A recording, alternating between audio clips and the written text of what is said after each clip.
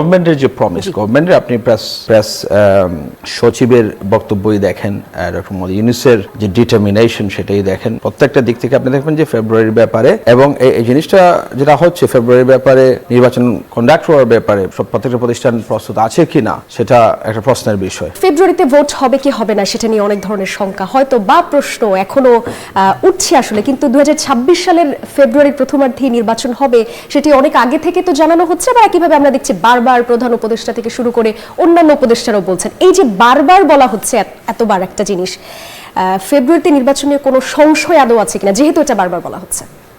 সংশয় থাকার তো কোনো উপলক্ষ আমি দেখি না।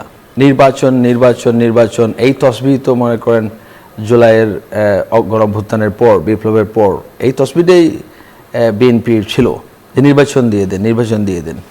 আমরা বারবার এটা আর্গুই করেছি যে এত বড় একটা বিপ্লবের পর আমাদের কাঠামোগত সংস্কারটা হচ্ছে গুরুত্বপূর্ণ, যে আমরা সমান সিস্টেমে থাকতে চাই না, আমাদের যে সাংবিধানিক যে প্রতিষ্ঠান যেগুলো আছে সেগুলো সংস্কার প্রয়োজন এবং ইন ডিউ টাইম আমরা ইলেকশন করব।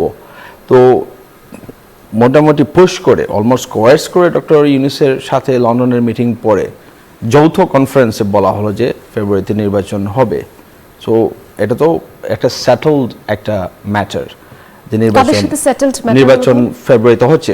গভর্নমেন্টের যে প্রমিস, গভর্নমেন্টের আপনি প্রেস সচিবের বক্তব্যই দেখেন, ডক্টর মোহাম্মদ ইউনূসের যে ডিটারমিনেশন সেটাই দেখেন, প্রত্যেকটা দিক থেকে আপনি দেখবেন যে ফেব্রুয়ারির ব্যাপারে এবং এই জিনিসটা যেটা হচ্ছে ফেব্রুয়ারির ব্যাপারে নির্বাচন কন্ডাক্ট হওয়ার ব্যাপারে প্রত্যেকটা প্রতিষ্ঠান প্রস্তুত আছে কিনা সেটা একটা প্রশ্নের বিষয়।